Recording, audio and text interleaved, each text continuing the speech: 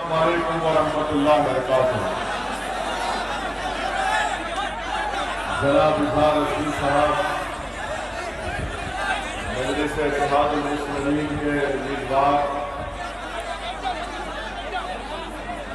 Dice पर तशरीफ फरमा जिम्मेदारान कौम मिल्लत,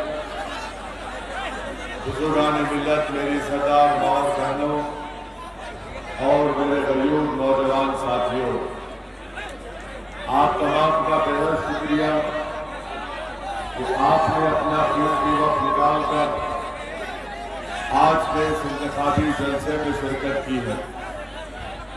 मैं आपसे ये गुजारिश करने आया हूँ कि 7 नवंबर के दिन आप अपना एक वोट मजलिस इत्तेहादुल मुस्लिमीन के उम्मीदवार मोहतरम जनाब इज़हार रशीद साहब के हक में इस्तेमाल करके उनको कोचा दामन का आपका नया विधायक और एमएलए मुंतखब करिए। और हम आपसे ये भी गुजारिश करने आए हैं और साथ में हमारी माँ और बहनों को, हमारे बुजुर्गों को याद दिलाने भी आया हूँ कि 5 साल पहले जब हम आए थे, हमने मजलिस का सियासी सफर का आगाज रियासत बिहार में सीमांचल की सरजमीन से शुरू किया था। हमने हमेशा इस बात को कहा और आज भी दोहरा रहा हूं कि हम उस वक्त तक चैन से नहीं बैठेंगे जब तक के सीमांचल से इंसाफ नहीं होगा। हमारी राय सीमांचल के जमीन पर बसने वाले इंसानों के इंसाफ की लड़ाई है। हम पटना में जिस किसी की सरकार बनेगी, हम उनको आराम से बैठने नहीं देंगे जब तक के सीमांचल से इंसाफ नहीं होगा। सीमांचल न सिर्फ बिहार बल्कि भारत का सबसे पिछड़ा इलाका है और हम ये बड़ी जिम्मेदारी के साथ आपके सामने अर्ज कर रहे हैं। कोचा दामन में बाढ़ आती है, बाढ़ का कोई इंतजाम नहीं है। कोचा दामन की बहुत बड़ी आवाम किसान और जमीन और ज़राअत से जुड़ी हुई है, उनके लिए कोई इंतजाम नहीं। मेरे अजीज दोस्तों और बुजुर्गों, यहाँ पर इंशाअल्लाह ताला हम आपसे वादा करके जा रहे कि कोचा दामन से अगर आप इंशाअल्लाह इज़हार रशीद साहब को मुंतखब करेंगे तो कोचा दामन विधानसभा में हम पूरी कोशिश करके इंशाअल्लाह ताला एक रेलवे स्टेशन को यहाँ पर कायम करवाएंगे। और हम आपको ये भी याद दिलाना चाहते हैं कि 5 साल पहले जब मैं यहाँ पर आकर कोचा दामन की विधानसभा में तकरीर कर रहा था तो सबने हमसे मिलकर कहा था कि ओवैसी साहब, अभी गठबंधन को कामयाब करना है क्योंकि बीजेपी को रोकना है।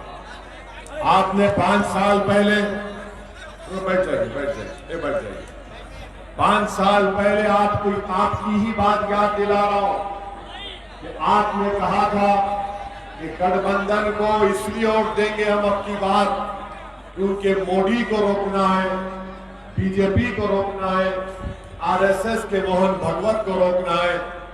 मैं आज कोचा दामन की जनता में खड़े होकर आपके उस जुमले के बाद मैंने आपसे कहा था, आप 5 साल पुरानी मेरी तकरीर उठाकर सुन लो मेरी माँ और बहनों।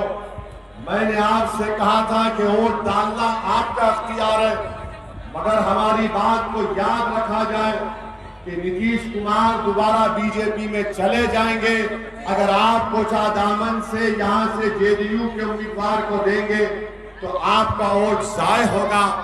और वक्त ने बतला दिया कि नीतीश कुमार ने कोचा दामन की जनता के साथ, राजद ने, कांग्रेस ने कोचा दामन की जनता के साथ उनके जज्बात का मजाक उड़ाकर, उनको धोखा देकर, उनको झूठ बोलकर वोट हासिल किया। और आज नीतीश कुमार नरेंद्र मोदी के गोद में बैठकर दूध पी रहे, तो इसका जिम्मेदार नीतीश कुमार भी है, राजद भी है और कांग्रेस भी है। धोखा देकर वोट लिया था, झूठ बोलकर वोट किया था, इसलिए हमको इल्जाम लगाते हम पर कि हम वोट कटवाएं। अरे हम वोट कटवा नहीं है, हम दिल को मिलाना चाहते हैं और दिलों को मिलाकर रखेंगे इंशाअल्लाह ताला। हाँ, अगर कोई आपका वोट का चोरी किया, अगर कोई आपका वोट का चोरी किया तो वो नीतीश कुमार है, राजद है और कांग्रेस है, जिसने आपका वोट को चोरी करके दोबारा बीजेपी को सत्ता और इख्तिदार पर लाकर बिठा दिया। मेरे अजीज दोस्तों और बुजुर्गों, कोचा दामन की गयूर जनता, आप मेरी बात से मुत्तफिक होंगे कि नीतीश कुमार को आपने 15 साल बिहार का मुख्यमंत्री बनाया और 15 साल आपने राजद को बनाया। राजद के परिवार से दो लोगों को आपने मुख्यमंत्री बनाया, मगर कभी कोचा दामन या सीमांचल से इंसाफ राजद ने नहीं किया। नीतीश कुमार को आपने 15 साल मुख्यमंत्री बनाया तो बिहार के गरीबों को, कोचा दामन के गरीबों को क्या मिला? आज कोचा दामन के गरीब जनता को अगर शौचालय बनाना है तो 2000 की रिश्वत देना पड़ता है। अगर प्रधानमंत्री आवास में घर को हासिल करना है तो 20,000 की रिश्वत गरीब को देना पड़ता है। अगर जमीन का रजिस्ट्रेशन कराना है तो रिश्वत देना पड़ता है। अगर बच्चों का बर्थ सर्टिफिकेट निकालना है तो रिश्वत देना पड़ता है। राशन दे लेना है, रिश्वत देना पड़ता है। आज हम आपसे वादा कर रहे हैं कि इज़हार रज़वी साहब को कामयाब करिए, हम कोचा दामन के गरीबों का हक दिलाकर रहेंगे और ये रिश्वतखोरी का खात्मा करेंगे। आज आप देखते हैं कि यहां पर अलीगढ़ मुस्लिम यूनिवर्सिटी का कैंपस बनाया गया। नीतीश कुमार ने उस जमीन पर कोर्ट ने स्टे लगा दिया, नीतीश कुमार ने कोर्ट का स्टे नहीं हटाया। अलीगढ़ मुस्लिम यूनिवर्सिटी का एक मामूली सा कैंपस है, वहां पर MBA और BEd की कोचिंग कोर्सेस हैं। BEd के कोर्स पर नरेंद्र मोदी की सरकार ने पाबंदी लगा दी। नीतीश कुमार कुछ नहीं कर सकते। मेरे अजीज दोस्तों और बुजुर्गों, आज राजद आपके पास है। राजद कहती है कि अगर हमको सत्ता मिलेगी बिहार में तो हम 10 लाख नौकरियां देंगे, और दिल्ली से नरेंद्र मोदी बिहार को आए तो उन्होंने कहा कि तुम 10 लाख दोगे तो मैं 19 लाख दूंगा। ये कोई मजाक है, कोई अलादीन का चिराग है कि खसने से नौकरी निकलना शुरू हो जाता? 10 लाख और 19 लाख। किशनगंज में, कोचा दामन में रोड नहीं बनाते, आप नौकरी देंगे। अस्पताल नहीं बनाते, नौकरी देंगे। स्कूल में टीचर का इंतजाम नहीं है, नौकरी देंगे। बच्चे और बच्चियों के लिए कॉलेज का इंतजाम नहीं करते, आप नौकरियों का वादा करते हैं। बाढ़ आती है, जमीन कट जाती है, बाढ़ आती है, खेत बर्बाद, फसल बर्बाद हो जाती है, मगर ये बात आपके वोट हासिल करने के लिए राजद ने और बीजेपी ने एक नया सोचा छोड़ा है। मैं जेडीयू के जो यहां के उम्मीदवार हैं, हम उनसे जानना चाहते हैं कि क्या नीतीश कुमार ने नहीं कहा था कि मैं संघ मुक्त भारत करूंगा, और आज नीतीश कुमार नरेंद्र मोदी के साथ बैठे हैं। हम जेडीयू के कैंडिडेट से जनाब मुजाहिद साहब से पूछना चाहता हूं, बताओ कि जब पार्लियामेंट में जो नरेंद्र मोदी के साथ आज आप वोट मांगने आ रहे हैं कोचा दामन की सरजमीन को, यही नरेंद्र मोदी की सरकार ने पूरे भारत में CAA का कानून लेकर आए, वो CAA NPR NRC का बिल लेकर आए, तो पार्लियामेंट में क्या जेडीयू ने उस बिल की मुखालिफत की थी?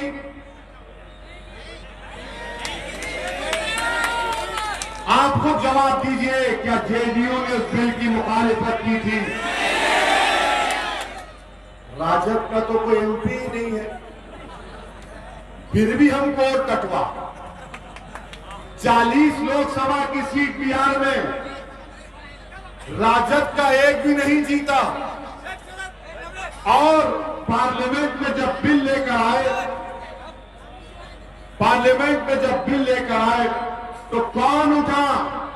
पूछो ये कांग्रेसियों से किसने भारत की पार्लियामेंट में 540 के ऐवान में अगर किसी ने उठकर नरेंद्र मोदी की सरकार के सामने बेबाक तरीके से खुलकर सच्चाई को बयान किया और कहा कि CAA का कानून भारत के संविधान और आईन के खिलाफ है, ये मजहब के नाम पर मुसलमानों से नाइंसाफी करता है, और हमने नरेंद्र मोदी की सरकार के सामने बता दिया कि जिस तरह महात्मा गांधी ने जनूबी अफ्रीका में सफेद फाम हुकूमत के कानून को फाड़ा था, हमने नरेंद्र मोदी से कहा इस कानून को हम भी फाड़ते हैं तुम्हारे साथ। बताओ JDU के कैंडिडेट, तुम आज कोचा दामन की जनता से वोट मांगने आ रहे हो, तुम्हारा मौक़िफ़ क्या है CAA NPR NRC पर? याद रखो कोचा दामन की जनता, याद रखो सीमांचल की मेरी गयूर आवाम, मेरी माँ और बहनों, सुनो इस दीवाने की बात को। CAA NPR NRC आइंदा साल से बीजेपी लागू करने वाली है। क्या हुआ आसाम में? आसाम में 15 लाख लोग के नाम नहीं आए, सुप्रीम कोर्ट ने उसको करवाया था। 5 लाख मुसलमान के नाम थे, 15 लाख हमारे गैर मुस्लिम भाइयों के नाम थे। तो बीजेपी ने आसाम में कह दिया कि जो 15 लाख हमारे गैर मुस्लिम भाई हैं उनको नरेंद्र मोदी CAA से भारत की सिटीजनशिप शहरियत देगा, और जो 5 लाख आसाम में मुसलमान के नाम नहीं आए उनको कोर्ट में जाना पड़ेगा उनको अपनी शहरियत साबित करने के लिए। उस वक्त तक उनको भारत का सिटीजन नहीं करार दिया जाएगा। इसीलिए हम आपसे कह रहे कि CAA NPR NRC के रूल हमारे वजूद की, हमारे बका की लड़ाई है, और ये नीतीश कुमार, ये JDU RJD, इनमें दम कम नहीं है कि बीजेपी को रोक सके। आज RSS के लोग कहते, RSS के मोहन भागवत ने बयान दिया कि भारत के मुसलमानों को भटकाकर CAA के कानून में उनसे एहतजाज करवाया गया। हम आज कोचा दामन में खड़ा होकर RSS के मोहन भागवत को पैगाम दे रहे हैं कि मोहन भागवत, हम कोई दूध पीते बच्चे नहीं है कि तुम्हारी मीठी मीठी बातों में आकर नींद की सो जाएंगे। हम जानते कि तुम CAA के जरिए हमको नुकसान पहुंचाना चाहते हो, और हम मोहन भागवत को, नीतीश कुमार को, नरेंद्र मोदी को, राजद को, कांग्रेस को कोचा दामन से पैगाम दे रहा हूं, आपके भरोसे पर पैगाम दे रहा हूं कि जब अल्लाह के फजल करम से इंशाअल्लाह ताला पूरे मुल्क में कोरोना खत्म हो जाएगा, अल्लाह के करम से उसका इंजेक्शन वैक्सीन निकलेगा। जैसा ही कोरोना खत्म होगा, कोचा दामन से दोबारा लड़ाई शुरू होगी CAA की NRC की। क्या आप हमारा साथ देंगे उस लड़ाई में? क्या आप हमारा साथ देंगे उस लड़ाई में? तो हम तमाम मिलकर एहतजाज करेंगे। हमको अपने आप को बचाना है, इन मासूम बच्चों के मुस्तकबिल को बचाना है। और नरेंद्र मोदी की सरकार जिस तरह आसाम में 5 लाख मुसलमानों से कह रही है कि कोर्ट को जाओ, और इनके अजायब में सीमांचल है, जाकर देख लो आप कि बीजेपी के RSS के लोगों ने बयान दिया कि सीमांचल में घुसपैठी घुस गए। मैं आपसे सवाल कर रहा हूं, मेरे सवाल का जवाब आपको देना पड़ेगा ताकि कोचा दामन के JDU के कैंडिडेट को मालूम हो जाए, नीतीश कुमार को मालूम हो जाए, नरेंद्र मोदी को मालूम हो जाए, राजद के लोगों को मालूम हो जाए, क्या सीमांचल में घुसपैठी है या भारत के लोग हैं? जवाब दो। सीमांचल में भारत के लोग हैं ना? क्या घुसपैठी है सीमांचल में? तो बताओ नीतीश कुमार के कैंडिडेट, तुम्हारी जबान खामोश क्यों है? तुम जिस पार्टी का साथ दे रहे हो वो RSS के लोग सीमांचल के गयूर आवाम पर उंगली उठा रहे, हमारी वफादारी पर शक कर रहे। अरे JDU राजद वालों, RSS वालों, अगर हमारी वफादारी देखना है तो कोचा दामन के कब्रिस्तानों में जाकर देखो, हम सीना तान कर उस जमीन पर जब तक अल्लाह उनको जिंदा रखेगा सीना तान कर जिएंगे, अपने हक के लिए लड़ेंगे, अपने बच्चों की तालीम के लिए लड़ेंगे, अपनी बच्चियों की तालीम के लिए लड़ेंगे। मेरे अजीज दोस्तों और बुजुर्गों, ये मिजाज आपको देना है और हम आपके दरमियान में खड़े होकर इज़हार अस्वी से कहना चाहते हैं कि इज़हार साहब, जब आप अल्लाह के फजलो करम से कोचा दामन की जनता की दुआ और वोट की वजह से कामयाब होंगे, तो जब आप पटना को जाएंगे तो पटना की विधानसभा में इज़हार अस्वी साहब आपको कोई भी मुख्यमंत्री बने, हम तो उम्मीद करते हैं कि उपेंद्र कुशवाहा बिहार का नया मुख्यमंत्री बने।